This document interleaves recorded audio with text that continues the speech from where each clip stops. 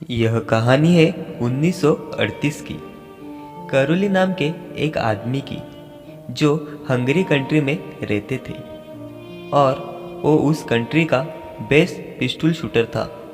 जितनी भी national championship हुई थी उस देश में उसको जीत चुका था और सबको पूरा यकीन था कि 1940 में जो ओलंपिक होने वाली है उसमें गोल्ड मेडल करोलों को ही मिलेगा, क्योंकि उन्होंने सालों से ट्रेनिंग करी थी। उनका एक ही सपना था, एक ही फोकस था कि मुझे अपने इस हाथ को दुनिया का सबसे बेस्ट शूटिंग हैंड बनाना है, बेस्ट बनाना है, बेस्ट बनाना है। और वो कामयाब भी हो गए। उन्होंने बना लिया अपने हाथ को बेस्ट शूटिंग हैंड। बस 2 साल का फर्क था। करोली टकास आर्मी में थे। 1938 में जब आर्मी का एक ट्रेनिंग कैंप चल रहा था तो अभ्यास के समय उनके साथ एक दुर्घटना हो गई।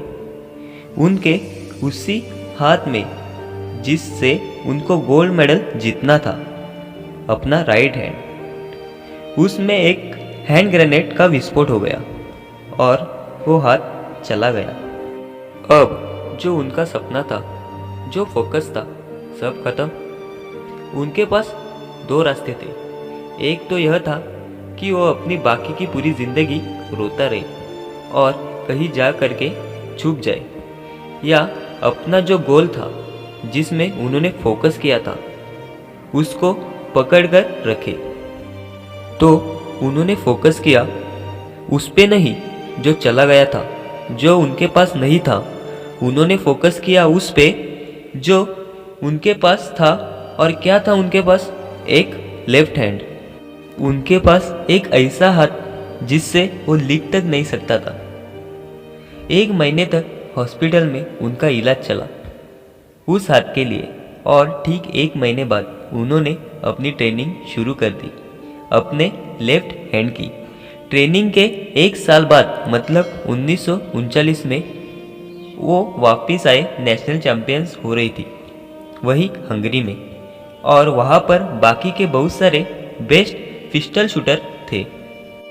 उन सब प्लेयर ने करोली टकास के पास जाकर उनको धन्यवाद किया।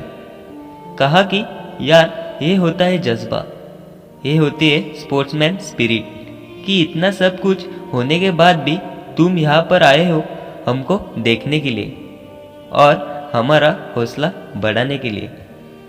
किसी को नहीं पता था कि वो 1 साल अपने लेफ्ट हैंड की प्रैक्टिस कर रहा था।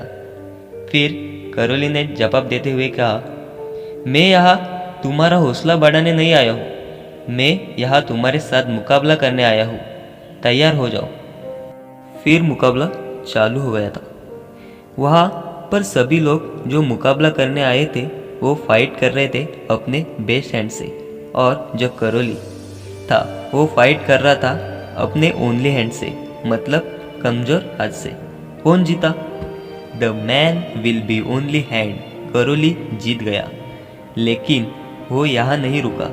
उसका लक्ष्य साफ था कि मुझे अपने इस हाथ को इस देश का नहीं बल्कि पूरी दुनिया का सबसे बेस्ट शूटिंग हैंड बनाना है, वर्ल्ड बेस्ट पिस्टल शूटर बनना है। अब उन्होंने अपना सारा फोकस 1940 पर डाला, जब ओलंपिक होने वाले थे। लेकिन 1940 के जो ओलंपिक होने वाले थे वो रद्द हो गए वर्ल्ड वॉर, विश्व युद्ध की वजह से। लेकिन वो फिर भी नहीं रुके। अब उन्होंने अपना सारा फोकस 1944 में जो ओलंपिक होने वाले थे वहाँ डाल दिया।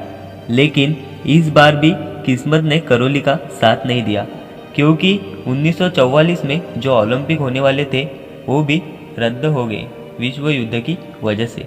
लेकिन करोली टकास ने फिर भी हार नहीं मानी। उनको अपने ऊपर पूरा भरोसा था कि होगा होगा, एक न एक दिन जरूर होगा। अब उन्होंने अपना सारा फोकस उठाकर डाल दिया 1948 में होने वाली ओलंपिक पर।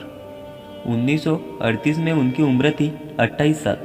1948 में आते आते उनकी उम्र हो चुकी थी 38 बरस। और जो युवा खिलाड़ी आते हैं निकल करके, उनसे मुकाबला करना बहुत ही मुश्किल होता चला जा रहा था। लेकिन मुश्किल नाम का यह शब्द ही नहीं था उनके डिक्शनरी में।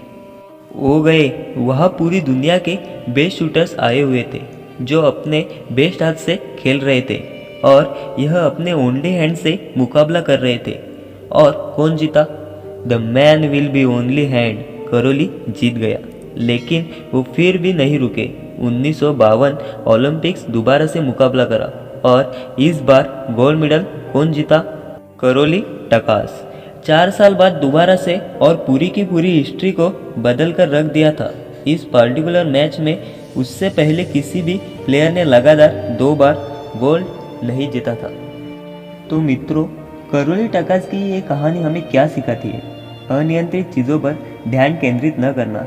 जीवन में कई ऐसी चीज़ें हैं जिनमें हमारा बिल्कुल भी कंट्रोल नहीं होता, लेकिन हम उन्हीं अनियंत्रित चीज़ों पर अपना ध्यान देते हैं। लेकिन करौली की यह कहानी हमें सिखाती है कि हमें अनियंत्रित चीज़ों पर ध्यान देने के बजाय जिन चीज़ों में हमारा कंट्रोल है उन चीज़ों पर फोकस करना चाहिए।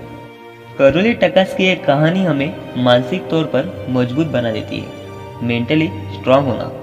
करौली टकास ने जिंदगी में इतना दर्दनाक हादसा होने के बावजूद भी अपने लक्ष्य पर केंद्रित करने पर मजबूर किया।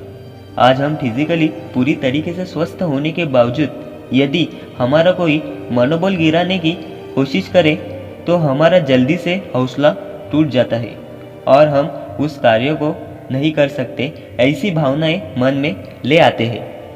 तो गाइस, ये थी करौली टकास की मोटिवेशनल स्टोरी। उम्मीद करता हूँ कि बताई गई ये मोटिवेशनल स्टोरी आपको अच्छी लगी हो। ऐसे ही नई इस वीडियो के लिए हमारे चैनल को सब्सक्राइब करिए।